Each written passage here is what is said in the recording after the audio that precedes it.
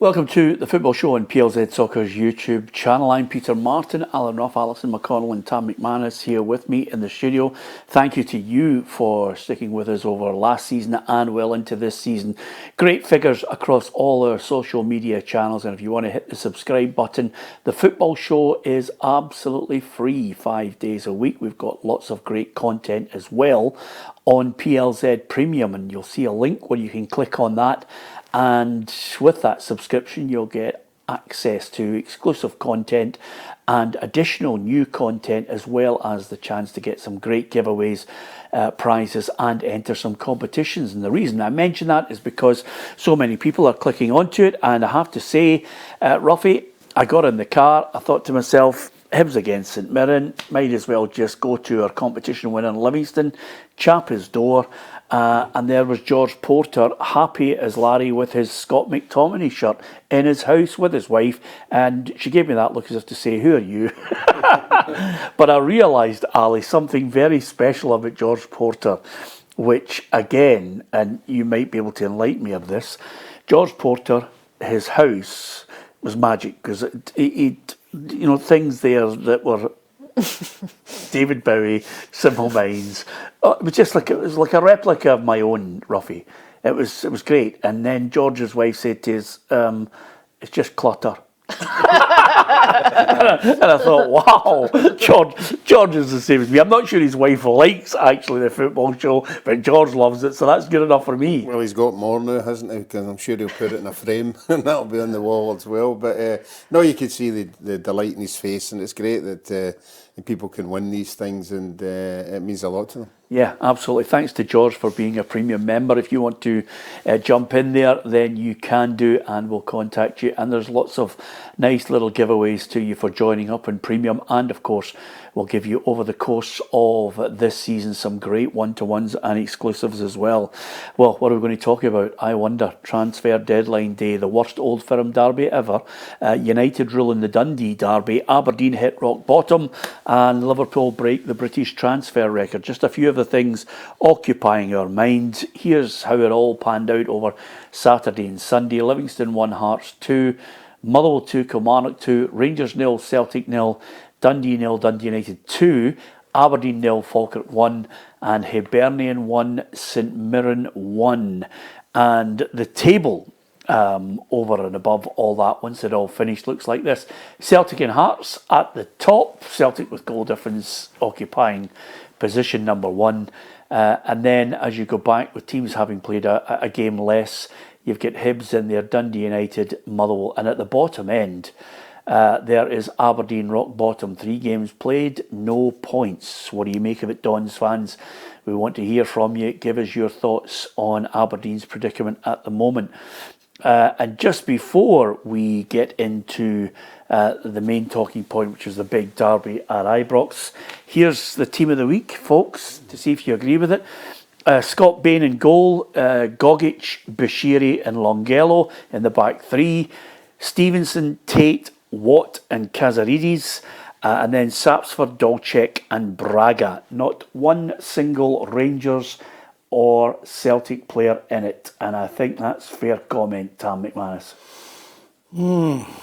Really? I'd have had Liam Scales in there. Yeah. I thought he had a great game. I thought John Suter had a good game as well. But bar that, I probably agree with you. Yeah. There wasn't anybody in the midfield or the attacking third for both teams, but well, Bashiri scores again for Hibs. Longello, who's a left back, he scored as well. He scored as well, and Gogic was just his usual. Gogic, just great. That's not a bad team. You know, That'd be a big favourite boy for Dundee United, the big boy in midfield. Thought he was good. Yeah, well, listen, I mean, the boy Dylan Tate played really well for Falkirk. The boy Elliot Watt for Motherwell is just, he's bossing games at the moment. Kazaridis comes on, creates one and scores one. And Lucas Stevenson for Dundee United was brilliant, and he created the goal for Sapsford. And there's Dolchik hits one to make all 3 points secure. And you can't rule out Braga, Ali, because he just despite his sitter 3 yards out at the post, he's still the main man that the Hearts fans are falling in love with. Yeah, I think but I think I'd probably agree with your team, although I might have had Scales in Yeah. too. I thought Scales did a good game. I thought Scales was one of the probably the only Celtic player that you would have given pass marks to. Scales was a dilemma. I started off with Scales, but then I dumped him on the basis that it was one of the worst Old Firm derbies of all time. Am I understating or overstating Scales would it? give you more balance. Yeah, absolutely. It's well worth actually getting that in there, Tam. It's been a while. You've been missing these little puns, but it's not happened. But he's fired it in there. He's still not in the team. Ruffy, as a derby, it was rank rotten. Yeah, do you think he struggled to, where do you start? You know, do you start making excuses for people, or do you just say it was just rank rotten? I thought Brendan Rodgers was right. I thought his team looked tired. I thought they lacked in a lot of things they didn't have last year. There was no pace in the team going forward in particular. There was no quality balls into the box. And I feel sorry a wee bit for Callum McGregor. Callum McGregor looked tired. You know, he's been keeping the team together, and he's been playing all these games, 60 games a year. I think it's beginning to affect him a wee bit. He doesn't seem as, mobile as what he used to be. But I think that's because the two people beside him aren't performing as well, and he's doing the shift for them. So I felt a wee bit sorry for him.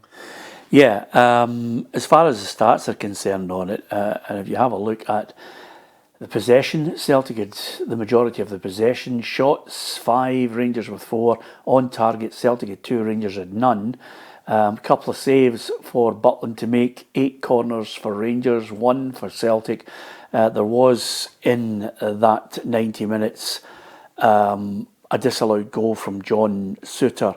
But Russell Martin comes out of it with these stats. I don't think too many Rangers fans are still enamoured with Russell Martin, but total games 13, wins 3, draws 7, defeats 3, goals for 19, goals against 21. They're 7th in the table with a win percentage of 30%, but Russell Martin had this to say on what he's getting from the owners and the board of Rangers Football Club. So honestly, I've not felt one change in their attitude towards me. If anything, I felt the more support than ever in this last week from Kevin, Patrick, the owners, Andrew being here. Andrew spoke amazingly well to the players and staff yesterday about the plan that we've embarked on just 90 days ago, that they felt it was the right plan then, and they still do. So he doesn't want to get caught up in the I don't know what to call it. You'll criticise me for whatever, the hysteria of you guys and what goes out and everything else that comes with being at this football club. Well, is it hysteria or is it just a reflection of the manager and his team? Yeah, I think if you're maybe not been accustomed to what life is like at Rangers or Celtic, you might call it hysteria. But Russell Martin had a spell, obviously, at the club as a player. I don't think it should take him as any great surprise of the intensity of the role, of the scrutiny that you are under, and results have been abysmal. You would have to say that's 4 league games without a win. Performances have been poor. I think when you add into the mix a humiliating exit in the Champions League, a 9-1 aggregate defeat, it's not been good enough. So I think it's inevitable that you'll be surrounded by a wall of noise. I think his point there was interesting about still having the support of the owners. I think it's quite clear that Rangers fans don't see it as a right appointment, didn't see it as a right appointment, and don't see any evidence that it's going in the right direction. But I think he'll be very relieved to have got to the international break, to dial it down, to bring the temperature down a bit and buy a bit of time. What you would say though is that every game will carry the same kind of scrutiny. So if it's not a winning return when domestic football gets underway in a fortnight's time, that noise won't evaporate. It will remain there. It will still be one step away from that same pressure all the time. If anything though, Tam, he'll have new signings in, players that he wants out that he feels are causing him grief. And he'll have 2 weeks to try and mould them into the style that he wants them to play. Not that 2 weeks is possibly enough, but he'll certainly get a long time working with the players who are not away in international duty. Yeah, I just think it gives him breathing space, Peter. I think when you look at the results so far, 3 wins out of 13 is not good enough for a Rangers manager. You know, so that record's going to come under a lot more scrutiny. And Alison's right. When they come back, they've got Hearts at home, who are currently 6 points ahead of them in the table. You know, anything other than a Rangers win, you know, that intensifies the pressure on them. And then they've got Hibs at home in the League Cup. So, you know, I think it's maybe just a stay of execution at the minute, but he needs to win games. He needs to beat Hearts, needs to beat Hibs, needs to beat Livingston away in the following game, or else, as I said, you know, he's just on it's like a wire act, a thin wire act now, Peter. He's hanging on just now, but one slip, and I think he's gone. You mentioned that. Should we be bashing him over the head, Ruffy, with the stats that Tam's mentioned? Because Aberdeen were a fair few points ahead of them last season, and it all crumbled, and Rangers eventually reeled them in. Are Hearts a different animal? Hearts? Oh, I think Hearts are. You know, I think if Hibs and Hearts at this moment in time don't think they can take on the big two, they're not thinking in the right way, because I think they're there to be taken at this moment. And we'll see with that Hearts game that come up. And to get back to what Alison says, she's right. You know, it's okay I'm convincing the owners, but he's got to convince the fans. You can't keep going into a game with fans with banners and booing and everything. That's not the way ahead. You know, okay, he keeps saying every time he's saying this is a work in progress. There's only so many times you can say that, but you've got to start winning games. Yeah, and by the time we get to the end of that transfer window, some of those players, some of those goal scorers, some of the other players that are underachievers that have cost previous managers their jobs, Ali, he'll be hoping they are out the door, and he's got the nucleus of a side that's going to buy into what he wants to do. And as you said, they've got to hit the ground running, but I looked at the performance of the team and I didn't see any real great creativity. I never at any point, for both of them actually, to be honest with you, I never at any point thought there's a player that put the fear of God into you in that game. No, I thought for Rangers a goal seemed most likely from a set piece. I thought maybe from a corner or from a free kick. That was where if they were going to have any joy, I thought that's where it might come from.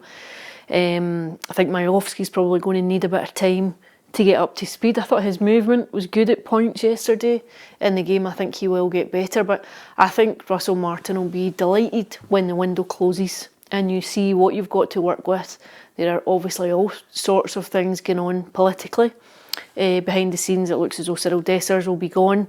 There's still a question mark over Nico Raskin's suggestions today. As it stands, when we were filming this, suggestions that he's going to stay at the club. Quite clearly, he would have to resolve the differences and very clear differences that exist there. It would be pointless keeping an unhappy player, so you would need to smooth over the waters with that, maybe clear the air talks when he comes back from international duty, or you close the door and say this is a fresh start. But whatever happens, the squad that you've got now by tomorrow is what you've got to work with until January. I think that offers you a bit of stability.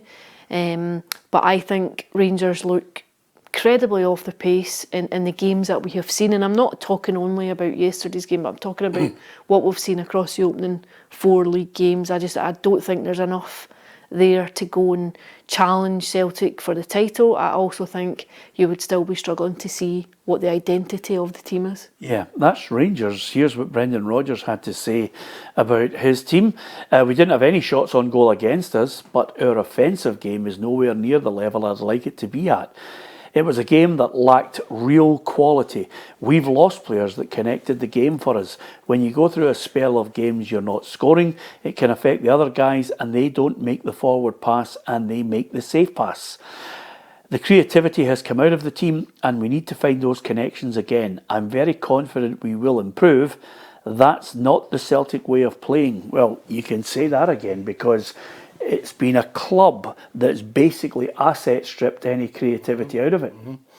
Yeah, totally agree, Peter. I think that when you look at Celtic this season in the league, they've been pretty solid defensively. I think they never conceded a shot on target. Ibrox, a long time since the Celtic team's done that, but at the other end they were insipid, Peter. They did nothing. First half, probably the poorest I've ever seen a Celtic team going forward. I mean, I don't think they'd one attempt at goal. You know, it's an hour. The first shot on target's an hour. Yeah. And Celtic, it's just incredible. On the back of the 2 legs against Kyrat, not scoring the goal, not looking like scoring the goal either. So he needs to find something. They need to get some players in before this window closes tonight to give them some competition for places, Peter. I thought when Shin came on, at least he held the ball up and got a few fouls and stuff like that. But Maeda's miles off what he was last season, Peter. He couldn't hold the ball up. You know, Celtic couldn't get up the park. The midfield three, you know, I thought the Rangers midfield three totally dominated in the first half. The Celtic three, I think there's a real lack of legs in the middle of the park for Celtic at the minute, and energy. I look at Diamandi and Barron, they were swarming all over Callum McGregor, so that first half was dreadful from a Celtic point of view. Second half were probably slightly the better team, but as you said at the start, it's probably, in fact it is, it's the worst Old Firm game I've ever seen in my life. It was horrendous. Yeah, it was really, really bad, you know, from start to finish. Even when they injected any substitution, it made not one blind bit of difference. Ali mentioned Miovski, you know, with the odd touch here and there. He's one of those players that will come into his own once there's a style there, and one of the things that he does feed off is his service. You know, if you can get it to him, he can hold it up, but he can certainly play off the last shoulder, Ruffy. Yeah, before he went, I was at the Hibs Aberdeen game at Easter Road, and he was terrific. The movement off the ball. He's got that wee half a yard that Kyogo had to get in front of defenders. That's the reason, obviously, he got the move. You know, so they've got something in there. They've got a goal scorer, but they, as you said there, have to supply the goods for him. You know, he's not going to create it himself. You know, he needs supply. He needs quality balls into the box, and he looked sharp. He looked, if anybody was going to score, it was going to be him.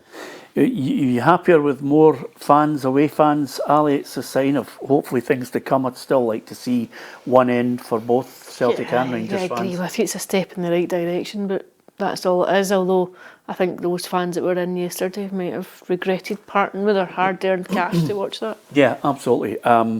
Regardless of who started it, both boards buy into it, and they've killed that fixture.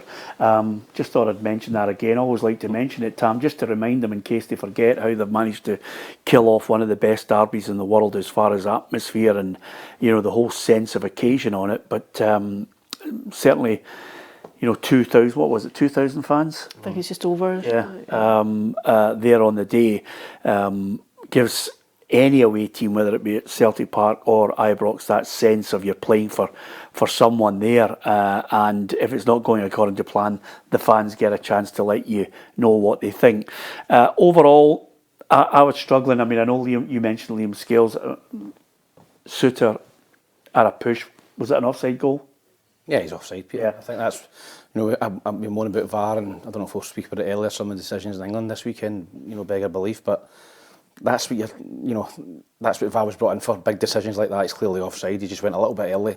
Castor Schmeichel got out of jail, who again looked rocket as goalkeeper, Peter. So the penalty, Miovski, that's not a penalty for me. And I seen another one, I think it was Maida on Sunday, it was never a penalty. So I thought the referee, the things he had to handle, I thought he handled them well, and I thought he had a good game, Don Robertson. Doesn't it augur well, Ruffy, for the future of it when you look at what they've got at their disposal at the moment? The one real strength, you know, for teams is the fact that if you get wingers, if you get exciting players that can take them on. I mean, even the debutant, not at any point did he want to take on. He didn't want it. He just wanted to be safe all the time. Safe. You know what it is as well, Ruffy? Negative, Peter. Yeah, very negative. But one of the things that really, and it's not just the Celtic and Rangers game, but I think there's a lot of players now who are getting paid good wages for playing safe, for being the player that doesn't want to make that adventurous pass,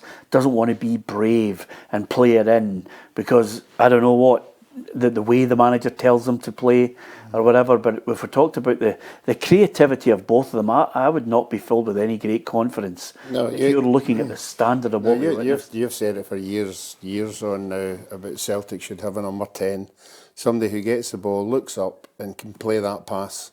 I don't think any of the three that Celtic have got that now do that. They don't look up. No, they do their own wee bit, 10, 15 yards out. They might advance a wee bit. But that's not the kind of player that Celtic should have. They should have somebody who's creative, somebody who's got that cockiness about them, somebody who's got a bit of swagger. Yeah. And they don't have that now. I can't remember the last one to have that. Can you? Celtic? A number 10? Maravchik. It's a long way back, isn't it? I can't think of a last Rangers one. I mean, Fergie would take a ball with 3 or 4 players around him. Yeah, Ronald de Boer. He was a really good player, wasn't he? Yeah, I mean, Ronald de Boer would take it. And I remember we played a bit. I don't know if it was his first game at Ibrox or one of his first games. I was at Hibs. and he was playing, and the first 5 minutes somebody hit a ball in behind, like he came short for it and somebody just pinged it in behind, and he didn't chase after it. And I heard all the fans were groaning and moaning and all that, and Barry was giving him, "Hey Ronald, fucking get in behind and you run for the ball." Put it to my feet.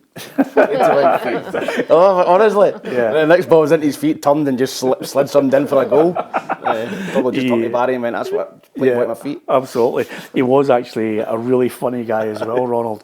He knew how good he was. Sometimes I am Ronald and sometimes I am Frank. Yes, exactly. That was it, yeah. And as I always mention, with great glee, interviewing him in a sandpit up at Tannadice one day, and I says, "Ronald, that was a masterclass for you. You were unbelievable." And he went, "Yes, this is normal." I thought, yes. He said modestly. Yes, absolutely. A wee bit of arrogance about him. But listen, you crave for players like that. It was so bad. As a spectacle, Ruffy, for anybody watching the UK, they must have thought, we've gone back to the dark ages. Yeah, I think that the word touched on it is pace. There was no pace in the game. There was nobody prepared in wide areas to go at people, take people on. It's something that's just disappeared out of the game. It seems to be just about speed and getting away from somebody. There's no sort of a dribbling by or anything like that, or taking anybody on, and that wasn't happening either. You know, obviously Celtic had Jota who did it, Kuhn did it, you know, so that's not happening up front now. And obviously, as Tam says, Maida's just went off the boil for whatever reason. So up front, Celtic don't have a number 9. So that's why they're not scoring goals. I think they look stale. Celtic, they look like a stale team. There is Club from top to bottom, probably. There's no aggression. There was no intent in the Have play. they got away with it, the board? Well, It's down to the last day again. It depends what constitutes getting away with it. Getting away with exactly the same plan that they do every year.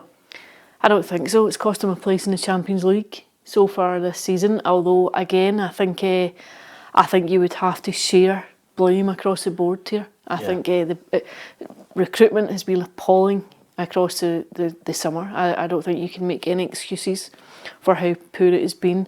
But I think performances too have been desperately poor. I think Celtic look spent. I think they look lethargic, heavy-legged, tired, stale, no aggression. No verve or vim about performances. That game, I can't remember a more negative Celtic performance in a big game. And what about in Rangers? Recent times. Rangers, I think, are still... Rangers would be the happier, I think, of the two teams yesterday. I think Russell Martin really had to avoid defeat. I think Celtic... The happier of the two teams in a dreadful game, where if you were thinking about the Rangers fans, listening to the Rangers fans, they're looking and saying, you lose this game, they want you out. I mean, that the only thing it stopped was mass, protesting outside the ground at the end of it. That's the only thing it stopped, but it hasn't stopped that kind of general feeling of unhappiness and looking at the recruitment and thinking it won't be good enough. I think that the jury remains very firmly out. I think Majowski will make a difference. I think he'll be a good signing for them. I think there is time just now. Well, there's respite. Time's the wrong word. There's respite just now across the next fortnight. But that Hearts game is super interesting because this is a Hearts team that are playing. There have been real glimpses of positivity under Derek McManus, and then there's Hibs too to come in that cup tie. Those two games, you're back in the same movie. You're back saying these two games frame really the future for Russell Martin, and that's what it will be like until he can piece together a successful sequence of results, if that sequence of results actually comes. Yeah, and if Majowski can get the goals, maybe that'll buy him even more time. Of course, Majowski himself is certainly going to have to go back to Pittodrie one day wearing a Rangers strip, which is never an easy thing to do. But I think his return to Scottish football, the Rangers striker, is all about doing his best for his new club. Look, I always will respect Aberdeen. I have a great time there, but I need to do decision for me and my family. Every player needs to deserve to play, of course. On the pitch, if you perform well, you will play. If you don't perform well, you will see that it's simple. Yeah, okay. Well, we're certainly impressed with Majowski the last time around, Ruffy. I think he'll be a good signing for Rangers, but on the evidence of both of them. I wonder, just on your point there, do you agree with Ruffy? Is there ever a time, I mean, even when you look at the table, there's still a game that people can get points and move closer to Hearts. But this season, yet again, we're looking at one club and thinking, can they split them or at least make it interesting? And of course, it was made interesting by Tony Bloom saying, listen, the next 10 years, we're going to challenge them. But I look at the other teams and, you were waxing lyrical about Hibs, and I go through to Easter Road and I'm thinking to myself, if you want to really step up to the plate, you've got to beat St Mirren. You've got to go to certain games and say that's got to be 3 points in the bag. Yeah, I think obviously the Hibs now out of Europe, Peter, that will help them. There was probably a few tired legs and they made a few changes. But I watched the Hearts game. I watched it online, and I didn't think they were great, but they're winning games at the minute. They got a great point last week against Motherwell. 10 points out of 12. They're 6 points ahead of Rangers, and they go to play them next. So there's a statement for you. If Hearts are serious about splitting the Old Firm, they go to Rangers and win. And then people will go, maybe Tony Bloom's got a point. If they go and Rangers turn them over, I think it's another falls dawn. So I think that's a really interesting game, really big game for both clubs as well. Even a draw, you think is a draw there? Is that good enough? Yep. Yeah. It's not good enough for Rangers. Hearts would draws probably take it. for Rangers. Hearts would definitely take I think it. that, if you look at Rangers need to win the next 2 games, as Alison said. it's like the same movie, just you're just cutting it at a different. Yeah. But I think it's a right good. I mean, I understand where you're coming from, Ruffy. I'm not too sure. I think if it was me, honestly, and I was looking at some of the teams and the football and the style they're playing, I think Hearts need, a really good striker alongside what they've got, just to really mix it up. If you can get 2 or 3. I always like to see 3 or 4 that can come in and change a game and come on from the bench and sway games your way. But I mean, they brought Kazaridis on, and he created one and scored one. Yeah. And he looked to business. They've got a good bench as well, but you just have to win the games out with the big 2 before you get to the point where you're saying to yourself, maybe this could be an interesting season, because those 2 are ranked rotten, and there's unrest in the background. No matter what they tell you, there's unrest in the background at both clubs. Well, that's the only reason I'm saying right now. I'm not talking about the end of the season. I'm saying right now, if Rangers and Celtic were to go to Tynecastle or go to Easter Road, I would like to think Hibs and Hearts think they could take them the way they are just now. The longevity, I don't think that would be the same. But at this moment in time, if they do, then if you're at that club and say Rangers or Celtic come and you beat them, you start believing. You really, because you look at the players that you've got and you look at the goal scorers you've got, the defenders you've got, and you say, well, maybe if we win today and win convincingly, this could be the year. Yeah. At this moment in time, it's on, but it's a long time to go. I also think just now, the way Celtic and Rangers are playing, they've not got that fear factor about them just now. They've not got that intimidation factor about them just now that I think teams will sense. This is a good time to get them. You've got a good time when there is unrest, when fans are angry and there is discontent around the club. This is the ideal time to go and turn the screw. Yeah, absolutely. Well, Hearts certainly in the end ran out winners, but David Martindale and Derek McManus, I think, were singing from the same hymn sheet. They were not happy with the match officials. I'll be honest, and I can only be honest. I'm not trying to sit. The ref's the only reason we lost the game, by the way. I just thought his performance, there was a lot of yellow cards for Livingston that seemed to not go the other way. So if you're going to be kind of card happy, I'm alright with that. But I think it's got to work both ways, and I didn't feel it felt like that today. Except the referee get involved and stop-start. How we had 9 bookings there, I think it is, in a game. It was stop-start, no advantage played for both teams. Too many stoppages, not every challenge was a foul, but it seemed to be, it just heard his whistle the whole game. Yeah, it's annoying when that happens, isn't it? Yeah, it is, and but I just think Livingston, they're that kind of team. And Hearts under Derek McManus will be that kind of team. They'll be physical and they'll try and get in and win their 50-50s and stuff like that. But I did watch the game, and there wasn't really a bad tackle in the game. There was one, I think the boy Finlay came across. It was a kind of quite a big collision. And I think the boy for Livingston get booked for it, which was just a 50-50, Peter, so that's maybe the one they're talking about. But I think it's a great result for Hearts. I thought Livingston probably deserved a bit of point out of that game, but Hearts, from not playing well, are scoring last-minute goals. And I think That breeds confidence as well. When you're scoring last minute winners and last minute equalisers, you're going to the death. You know, but that breeds confidence as well. And do you know what also helps? Their away support. Yeah, fantastic. They're starting to really think, you know, you know yourself, Peter, when Hibs and Hearts and Aberdeen are going on a good run. Oh, They'll take 5,000-6,000 to Livingston, to Falkirk. Teams like they'll take big supports if they're going well. Yeah. And Hearts are going well at the minute. well, I think there's a really feel good. I mean, if you talk about the contrast from one end of the country to the other, there's a really feel good factor around Hibs and Hearts at the moment, and they're buying into it. You know, they see the players, they see the style of football they're playing, they're thinking, yeah, I'll have a bit of this. Yeah, and I think the early evidence of the opening weeks of the campaign is what breeds that confidence that they've seen enough about the team. Hearts, I think you've seen in flashes how they want to play and how they want to set up, but I think that it augurs well when you're scoring late goals.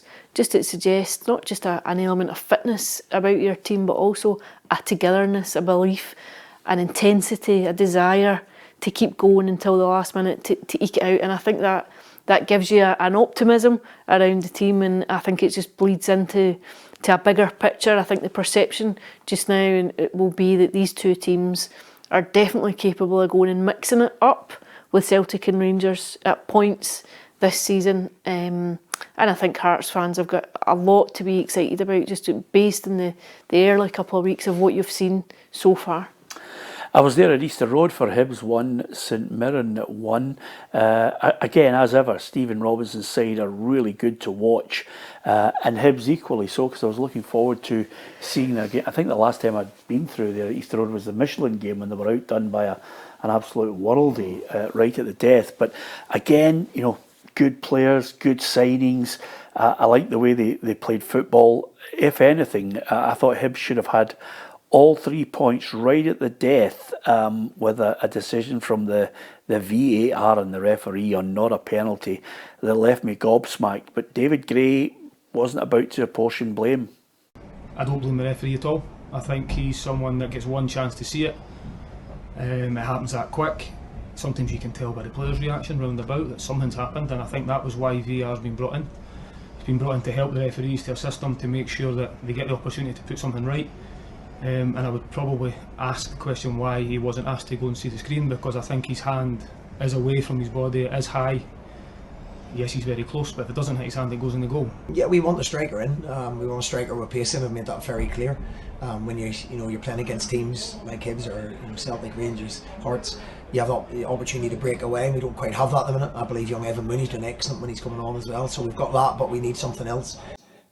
I think the key element here for both these managers is they need to maybe move someone out. Johan might need to go from Hibs to get them in with maybe a Lyndon Dykes or anyone else that they're scouting. Same situation with St Mirren to try and balance the books. Yeah, I think obviously Hibs have spent a few quid, but you know they're going to have to wait and try and get Eli Johan out and talk about 600 or 700 grand. If you get him out and get Lyndon Dykes in, it just gives them a better balance, I think, in the final third. Penalty kick. Oh, Stonewaller, Peter! I cannot believe that David Gray actually speaks really well there.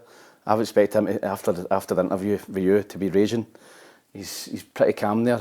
He makes a great point. Why is the referee not sent to the monitor to have a look at that? Why are they just telling him? He can't possibly see that in real time, Peter. It's a header that flicks off his arm. The referee cannot possibly see that. Go and have a look and make your own mind up.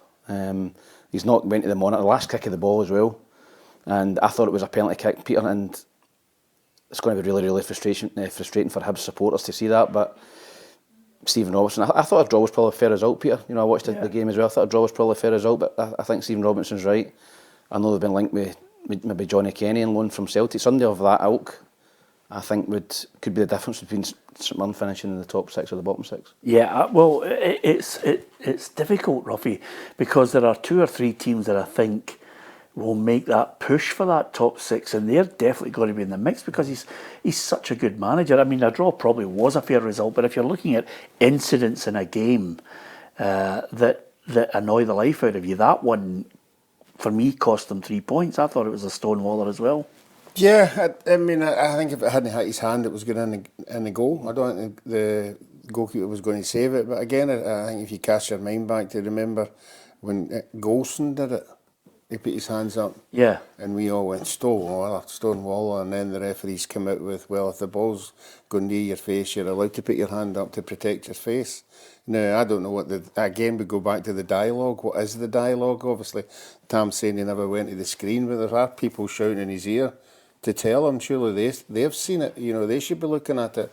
But, no, I thought he was very calm there. I mean, with everything's at stake, that is 3 points. Yeah, I must just mention one thing, and I know sometimes we can be fairly negative about things that surround the football and with spectators going to it, but I thought it was a real class showing from Hibs and St Mirren fans with their minute applause in memory of Rod Petrie. It was just a nice little touch, and the public address system with the announcer was just giving an insight into Rod's commitment to Hibernian and to Scottish football. And while he gave that speech for about 30 seconds, then after it asked him for a minute applause. And to a man, woman and child, the whole stadium was up for it. I thought it was really nice, a good touch. I think both sets of fans deserve praise for it. But in the end, I left that ground thinking Hibs need to win those games. Mm-hmm. Those games against teams that they think, and maybe St Mirren will be thinking equally so, because they're a top 6 side, need to win those games. I would say though, I think for teams coming off of European football and midweek games, I think there is always a drop off. I think it's always reflected in weekend games. I think you've maybe seen it with Aberdeen as well. But I think Hibs will get better. I think it's tough trying to manage both a domestic and a European campaign. I think they'd have been fairly heavy-legged yesterday afternoon too. The good thing about Hibs was the 3 that he left out influenced the game when they come on. Yeah. When they made the 3 substitutes, it changed the game in Hibs' flavour. St Mirren are a bogey team for Hibs. They are. Honestly, they are. Yeah, you're right. You're not They didn't wrong. beat them last season in the league. I watched the game. Hibs were 2-0 up away from home last season. I think Hibs ended up clinching the 3rd place, and St Mirren come back and won 2 each. And I'm just thinking, I think Hibs can never ever beat St Mirren. Yeah. They're just a total, absolute bogey team for Hibs at the minute. But what was good about it, Tam, having watched Rangers against Celtic and then gone into the ground to watch the first half of Hibs against St Mirren, there was chances, there were saves. It was just great to see nice play. The ball not going back the way. Yeah, absolutely. Nice passing football, players that wanted to take chances. And again, I know I harp on about this, but you're taking your wages. I mean, I don't know if it's the managers who have gone through these drills time after time after time, but play the ball forward. I mean, for God's sake, man, if you're a midfielder, see the amount of sideyways and back passes that would do your brains You play like in. that, Peter. You play like that when you have no confidence. No, Play like that when you've not got any confidence, Peter. And Celtic are lacking it now. See if you're Hibs, it's no rocket science.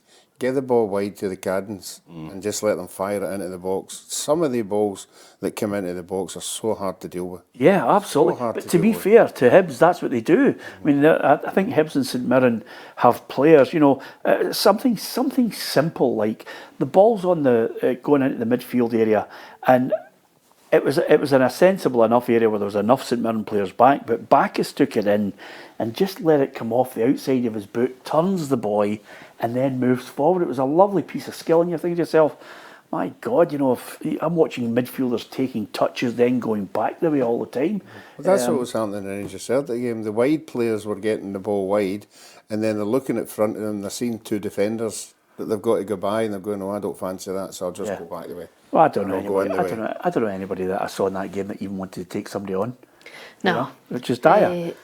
A real lack of commitment and belief and confidence, I think. Yeah, and the Dundee derby, we did call that right because we haven't actually earned any money in our kitty, Ali, because we owe Tam a £5 each, and I think we'd be as well transferring over to him because it was just absolutely a big nightmare. We did get the Dundee derby right though, because in the end, Dundee United had key players that could make the difference, Ruffy. Yeah. Yeah, I think the new players have taken it on board. Whatever they're doing, training, it's working.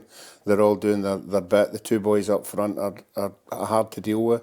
They're getting wee breaks here and there. The goalkeeper's making some good saves. So everything's going particularly well compared to Dundee, who are just not at the races at all. Stephen Presley and Jim Goodwin after the game.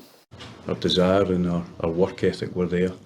that we just lacked a little bit belief and a little bit of quality with the ball. In the first half I made a couple of changes because I thought we lacked thrust and the ability to eliminate. Tony gave us more of that in the second half, but again, our final ball, the amount of bodies that we're getting into the box, we need to improve on all of those things. Today it was important that we, repaid their faith and, sent them up the road happy. That message was certainly given to the players, and the players wanted to make the supporters, go into work tomorrow and have the bragging rights. I think that was important.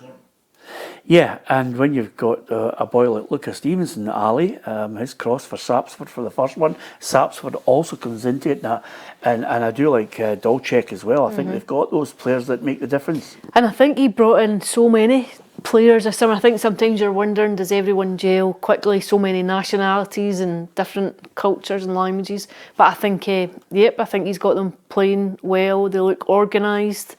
Just kicking on from the foundations really that he set last season. Yeah, I'm not sure, and I think that's the point Stephen Presley was making there.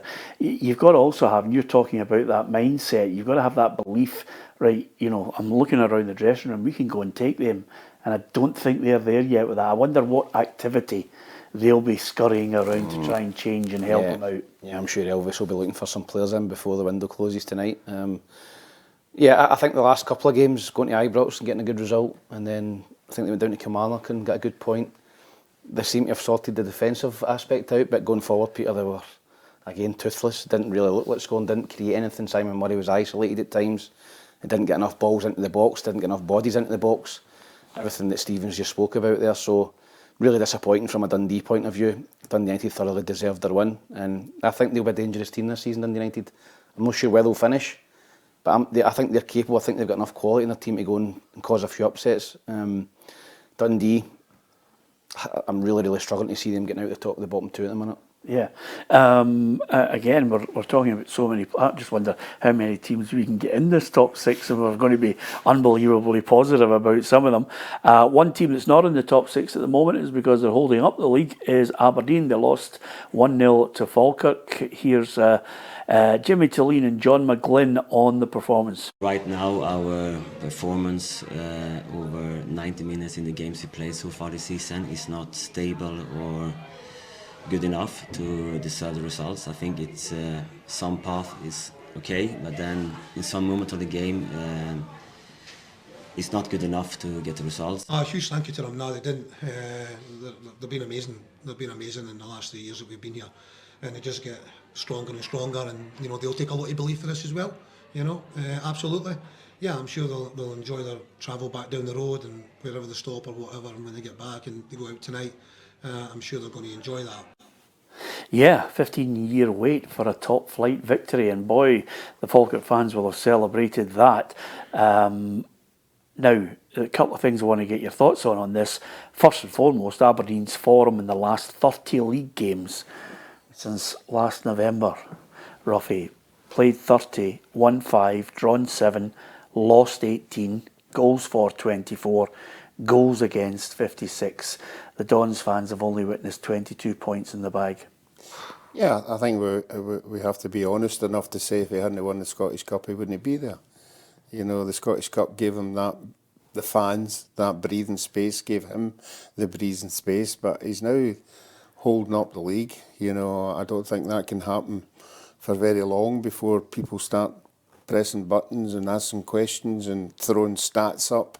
The fans have hung in there, obviously because of the Scottish Cup win, but I don't think they'll put up with many losses or Aberdeen being in that bottom six for a long part of the season. Yeah, should they have had a red card? Was Nicky Devlin harshly dealt with? No, Stonewall red card for me, Peter. Yeah? Yep, I think that he's tried to leave a bit on him, Calvin Miller. I think it's very similar. If you cast your mind back a few years ago, Ryan Jack on Stevie May. Very similar, goes and wins the ball, follows through.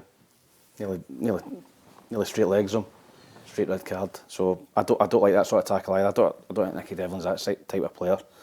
But I don't like that type of tackle because I'm going to win the ball and then I've got a kind of free one on you, and I didn't like that at all. So I thought it was a red card. Oh, interesting. I thought he was. I thought it was maybe 50-50 in the momentum carrying him through, but you know, Tam's, he's been there, he's seen those sort of things. Ruffy, what do you think? I don't think he meant it, but I think like Tam, I think he had that wee aggressive. But he's an aggressive player, you know. That's the way he plays, you know. And he unfortunately has followed through, and he has caught him. And I think it's the catching. Reckless, isn't it? I think it's the catching bit that gives him the red card. Ali? Like you, I thought my first viewing of it was exactly your summation of it, and then when I watched that again, I thought, I'm not sure. I think there's a bit of intent. It's quite reckless. Yeah. Well, it changed the game because quite simply, you know, let's credit Scott Bain. He made 2 or 3 really good saves, Ruffy. No, Aberdeen were far better than Falkirk in the first half. They dominated the game, created all the chances. Their goalkeeper had all the saves to make, so you would like, I thought, at 11 v11 in the second half, Aberdeen maintained that kind of pressure and eventually scored, but it just shows you happens when you get into 10 men. Sometimes players lose confidence round about you, and Falkirk stepped up. Has he got room for optimism then? Oh, a wee bit, yeah. Yeah. I think the first half there was only 1 team in it, you know, so he will be saying to himself, like I've said there, he'll be saying, if we had 11 on the park, we'd probably win this. But it's okay saying that. But if it continues when it's 11 versus 11, they're not getting 3 points, then that goes out the window. Yeah, there's not been an Aberdeen manager in the history of the club been more backed than him financially. In the history of Aberdeen, there's not been a manager backed more than him financially. They've not scored a goal this season, Peter, in the league. Yeah. That can't continue for a club of that size and the investment that they've made. Do you think he's under real pressure? I think he's under real pressure. I totally agree with Ruffy. More pressure than any other managers in the league? Yeah, he is, because outside the Celtic and Rangers, they've spent the most money. Is he under more pressure than Russell Martin? I don't think anybody is, to be honest. But Ruffy, I think the Scottish Cup kept him on a job, Peter. Yeah. So do I. I mean, honestly, it buys you a lot of time because the memories, and everybody just thinks, well, we'll forget about the dismal run because that one-off game transforms it for you. It's almost all like what you're seeing is just this season's picked up where last season left off. You know, that abject lost the wrong. last 4 of last season as well, league games, and the draw in the bottom, top 6, sorry. It's been utterly abject. Yeah. Think he's under pressure? I absolutely think he's under pressure. No point for Aberdeen team with no points after 4 games. Yeah. It's a good point, actually, you're making there. What do you make of it? Do you think he's going to survive? He definitely needs wins. He'll need them quickly. He needs to start climbing that table. And again... Will Falkirk be in the bottom 2? Yes. Yes, I still... Just spoke to my Falkirk supporting fan today, Big Gordon, and he said, tell Peter today, if you're on, that we're not going down. We're far better than a couple of the teams. So you're going to say... Well, to be fair, listen, I was... Bottom Dundee? No, I was Falkirk's biggest fan. Falkirk be bottom? Yeah.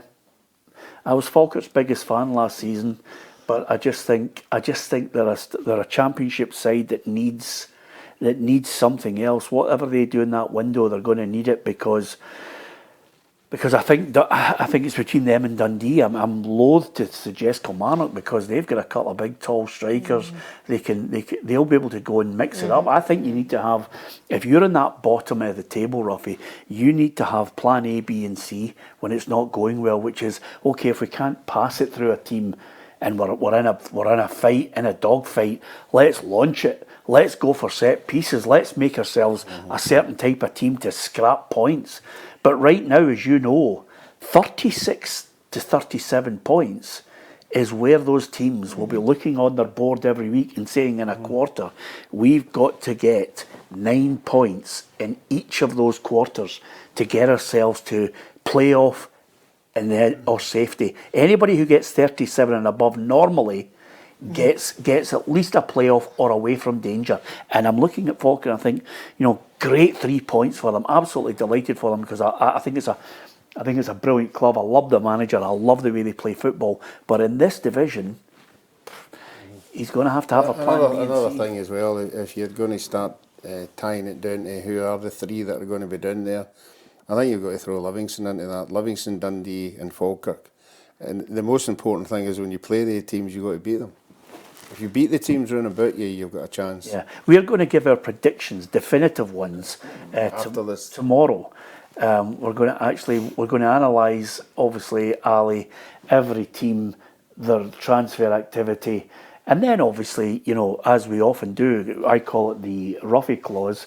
Once you get to January again and you start to see who's making a real pig's ear of it, you can change your mind. You change your mind. You invoke a clause to change your mind because you get a better picture of it. But right now, Ali, you know, I look at Stuart Kettlewell's side and I think they've got a plan B.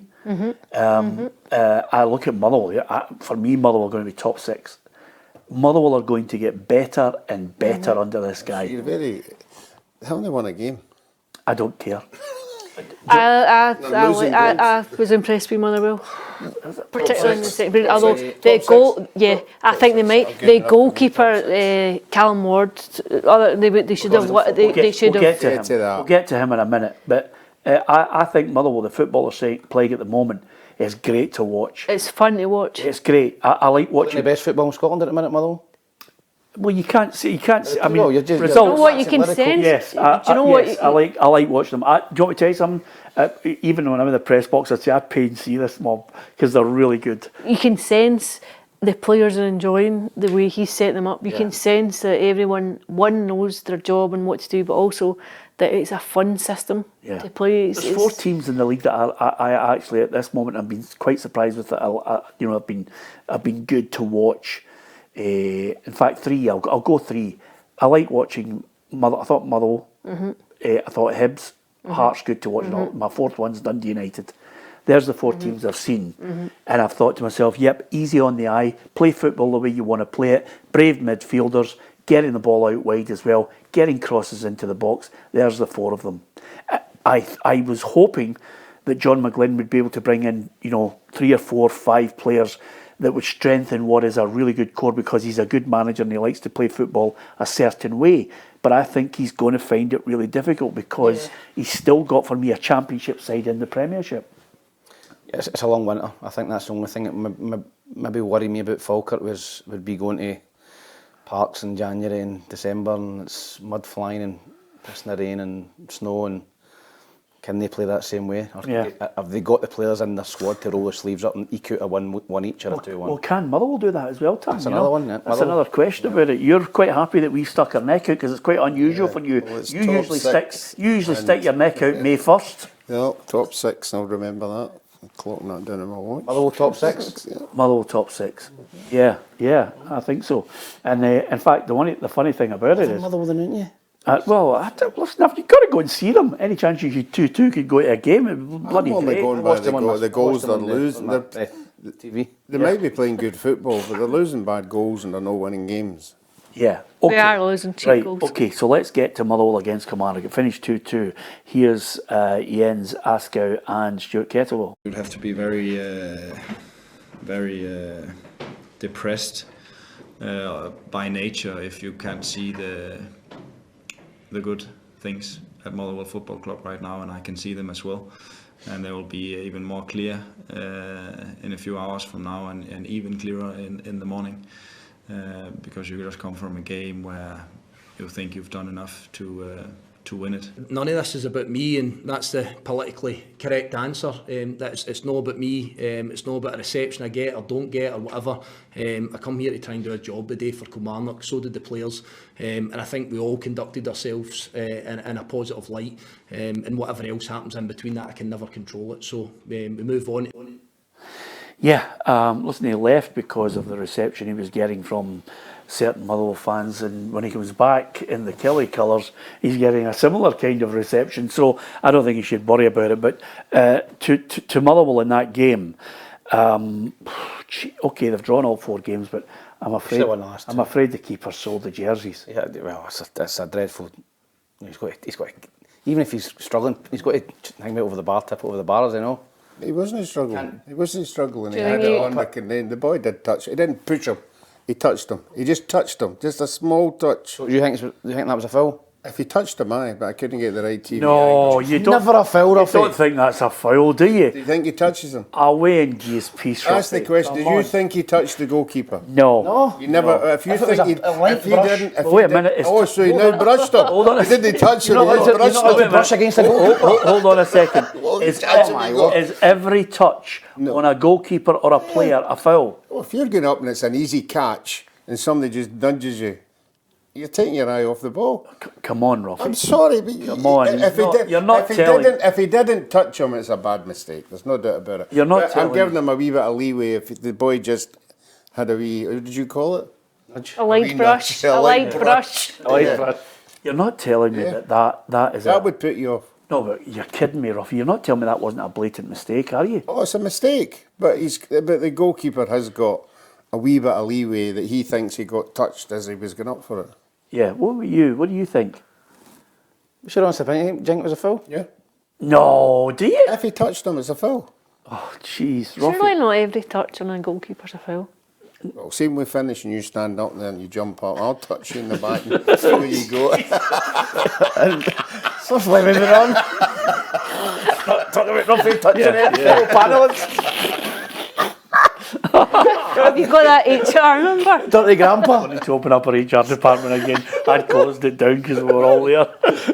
So, and the other thing about it is, I can't wait to see you actually get a bit of elevation. First of all, Ali. Anyway, listen. Apart from that, played good football. I mean, they did play good football again. Maybe they need to. Maybe they're looking at it and saying, right, listen, we're not getting the the points that we deserve. We're giving away goals. You might look at it and say, is it the goalkeeper? Is it the centre halves? Are we working hard enough on that part of it? But he's only in the door, and I'm impressed with him. I'm not going to go over the top. I agree with you. I just think they're good to watch. Yeah, what's the difference with new managers who come into new teams and don't say it's a work in progress because they're getting points, they're winning? Yeah. You know, the Rangers manager comes in, every press conference says, look, you have to hold on, this takes a while to sort out. The teams that are winning and getting winning points, they don't use that. It's the same points as Motherwell. There's a slight difference. Yeah, but they're playing well. The difference is expectation. That's the first thing. With Rangers, they've spent an absolute fortune, and a lot of the players haven't turned up. But it shouldn't be a work in progress. They've got them from Monday to Friday training. Yeah. They've been training for the last 5-6 weeks. How's it a work in progress? Yeah, but Barry Ferguson had them for a good 5 or 6 weeks as well, and he couldn't do anything with them. No, and Philip Clement couldn't do anything with them. He actually said no. They were getting through him in particular games, the big games they won. They weren't good enough.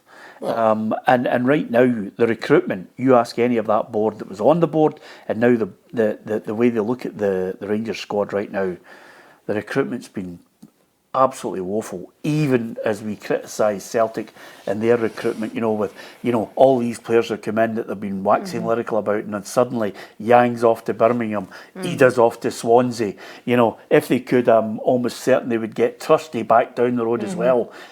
This is all these players, half of them projects, half of them not. Poor scouting, poor recruitment. Rangers will look at it and look at some of the players that they've brought in and said, where's the contribution here? Danilo can't score a goal. Yeah, what I would say as well, it doesn't look good on Russell Martin. One of the biggest games of the season, if not the biggest. Having to bring James Tavernier back in and drop his right back that he signed, Max Aarons, and Rothwell, his big signing for the Championship. He's dropping him and bringing Conor Barron back in. So yeah, but do you know what I tell you what doesn't that's look good? not great for Russell Martin and his recruitment team. He's bringing in a 17-year-old that they're calling a wonder kid. Yeah, the boy Michael Moore, don't see that either. Mikey Moore, I didn't see that either. 17. Is he any good? He's 19. Is he any better than Finlay Curtis? 19, sorry. Well, I know. I mean, honestly. Play your own. I don't think there's a great deal in it. From what I've seen so far, I don't think there's a great deal between Finlay Curtis and Mikey Moore. Yeah. So why not play your own instead of developing somebody else's player? Absolutely. Listen, this is Tam's favourite week. It's a break for internationals. I'm just not coming in this week. So, Denmark and Belarus on the horizon. Stevie Naismith reckons that there's room for optimism around the squad that Steve Clarke has at his disposal. Yeah, to be part of the journey to the Euros was great. Because I think you could see each step, and I think if you look at the squad as a whole, players are now in their prime. They were at the very start of that journey when I was here, and at club and country they've pushed to become legends, big players at their clubs, and Ballon d'Or nominees. So yeah, it's good, and I think that the biggest change I've seen is that maturity, the understanding. The guys now have got bags of experience in massive competitions with their clubs, and they've been to major tournaments with Scotland. The next step is the World Cup. Yeah, next step, Ruffy. Just out of curiosity, will you be available if it is Canada, Mexico and America, or... Can you get urns on planes? Will you be... Can you get urns on planes? Willie, will you be available, or will you be going to Benbecula for a Tartan Army get together? I have contacts in America and near Mexico, so we're okay there. Yeah? Don't have Canada, I have to rely on Tam for Canada. And now that you're Canada on lock, by the way. And now that you're a full-timer, are you contributing anything to the accommodation, Ali, that we're all going to? It remains to be seen. Yeah. You're filled with optimism the way Stephen Naismith is? I think Scotland have good players there at their disposal. I like the point you made about players like just having grown into themselves, matured in terms, and maybe just hitting their prime years. But the World Cup qualification campaign is still pretty tough. Yeah, pretty tough. That's Ali's way of saying we're not making it. All we've got to do is be above Denmark, Ruffy. You better just cancel the accommodation. Yeah, but we usually fall flat against somebody else. Yeah. You know, and I get what Ali's saying, he's saying that we're now relying on all the young players that are playing abroad now. We're expecting them to be the real deal. It means the pressure's on them now. They've never experienced being a national team, having to qualify for the biggest tournament. So a lot of pressure on their shoulders. They need to start well. I think they need a really good start. Definitely. 4 points out of 6. Yeah. I would say minimal. Okay, let's wait and see how it all pans out. We'll keep you right across all the news ahead of those 2 games, one on the Friday, one on the Monday. Denmark and Belarus on the horizon for Steve Clarke. International week, there'll be lots of other great content coming your way this week. I would keep it locked to PLZ Soccer. Hit the subscribe button on our YouTube channel if you can. If you want to be like George Porter, then all you have to do is subscribe to PLZ Premium, and by subscribing there you'll get early access to some great content, some additional content and giveaways, prizes, competitions. We gave away the Scott McTominay replica top. We're going to be giving away another prize starting tomorrow. Look out for that. Subscribe to the premium channel as well. Just before we go, Tam, it's player power in the 21st century. We've known that as players decide when they want to leave, and when they throw the dummy out of the pram, they usually get their way. Isak will be on his way to Liverpool, £125 million. What about the money Liverpool are spending? I'll tell you what, if you don't win the league this year, you want to get sacked. Yeah. If you get... It's like, it was American basketball team, Magic Johnson and all that. Remember the LA Lakers? No, they went to the Olympic Games and won the gold medal. The dream team. Yeah. That's what Liverpool's like, by the way. If they get Gay... It's like fantasy football. If they get Gay from Crystal Palace, they'll win the Champions League as well. They might win the quadruple. What a team they're putting together. But Ruffy, if only you could have done that in your heyday. Came for a cross like the Motherwell boys. Demanded a move. Demanded a move. I've been here too long. Yes, absolutely. I should have tried it after 15 years. That's all. Yeah. It wouldn't have worked to me. I'll be back in the dressing rooms. Don't be so stupid. Yeah, not quite the impression of Bertie Auld I was thinking about, but it was along those lines that he said that to you. Great to have your company, Ruffy. Still sporting the shorts, Ali, and as the rain lashes into the country, Ruffy is just... This is the last day. You think so? Last day, yeah. Yeah, okay, fine. Thanks to Ruffy. Don't forget to download the podcast as well. Thanks to Alison McConnell and to Tam McManus. This week we're going to bring you lots more programming. What is it? Will we be posting the photo of Alison getting brushed against the... Yeah, absolutely, we will do. And the fallout is. Yep, and we'll also be... she'll get... let me tell you this, she'll get a free kick. That's the first thing she'll get. I retire now. A restraining order. That's probably more relevant. Before it all goes pear-shaped, goodbye.